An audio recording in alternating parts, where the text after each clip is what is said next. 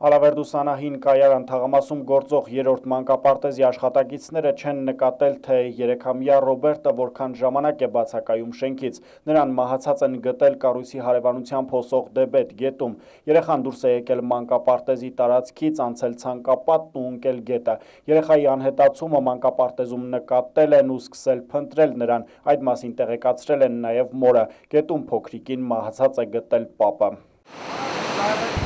Ոստիկանությունը առայժմ չի մեկնաբանում կատարվածը, միայն ասում են, որ նյութեր են նախապատրաստվում, հարցաքննվում են մանկապարտեզի տնօրենն ու աշխատակիցները։ Այստեղ փորձում են պարզել, ինչպես է երեխան լքել մանկապարտեզի տարածքն ու ինչու ոչ ոք ավելի շուտ չի նկատել նրա բացակայությունը։ Մանկապարտեզում եւս բոլորը լուռ են, աշխատակիցների մի մասը ոստիկանությունում է բացատրություն տալու նպատակով, մյուս մասն էլ աշխատանքի, սակայն ոչ մի մեկնաբանություն տալ չեն ցանկանում։ Միայն տեղեկացանք, որ բոլոր երեխաները տուն են ուղարկվել, քանի օր փակ կմնան կառույցի դռները, դա էլ պարզ չէ։